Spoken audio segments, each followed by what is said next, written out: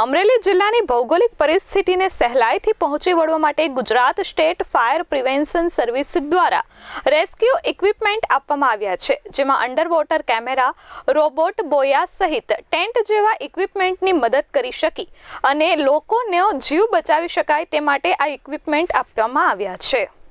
આવનારા ચોમાસાની ઋતુના ભાગરૂપે Gujarat state fire prevention service દ્વારા અમરેલી જિલ્લાના હેડક્વાર્ટર ખાતે ઇક્વિપમેન્ટ આપવામાં આવ્યા છે। અમરેલી જિલ્લાની ભૌગોલિક પરિસ્થિતિને સહેલાઈથી પહોંચી વળવા માટે રેસ્ક્યુ ઇક્વિપમેન્ટ આપવામાં આવ્યા છે, જેમાં underwater camera, rescue boat, floating pump, rescue robot buoy, tent જેવા ઇક્વિપમેન્ટની મદદથી સરળતાથી રેસ્ક્યુ કરી શકાય। ત્યારે ચોમાસાની પૂર્વ તૈયારીના ભાગરૂપે અમરેલીના ઢેબી ડેમ ખાતે તમામ ઇક્વિપમેન્ટનું ટેસ્ટિંગ કરવામાં આવ્યું હતું। આ તકે અમરેલી જિલ્લાના કલેક્ટર અજય દહિયા ઉપસ્થિત રહ્યા હતા અને કઈ રીતે અમરેલી જિલ્લા ફાયર ટીમ ભૌગોલિક પરિસ્થિતિને પહોંચી વળવા માટે કામગીરી કરે છે અને કઈ રીતે ઇક્વિપમેન્ટ કામ કરે છે તેનું નિરીક્ષણ કર્યું હતું।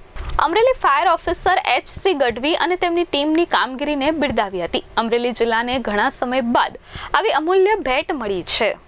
Gujarat state fire prevention services દ્વારા નગરપાલિકાની ફાયર ટીમ્સને જે ઇક્વિપમેન્ટ આપ્યા છે એનું આજે ઠેવી ડેમ ખાતે એક ડેમો રાખવામાં આવેલ છે। એમાં કોઈ પણ એવી એમરજન્સી થાય અને ફાયર ડિપાર્ટમેન્ટને રેસ્પોન્સ કરવું પડે એના માટે એક કંટ્રોલ રૂમની વ્યવસ્થા, કોઈ પર્સન પાણીમાં ડૂબી જાય એના માટે એક રિમોટ કંટ્રોલ બોય એનું પણ ડેમોન્સ્ટ્રેશન રાખવામાં આવ્યું।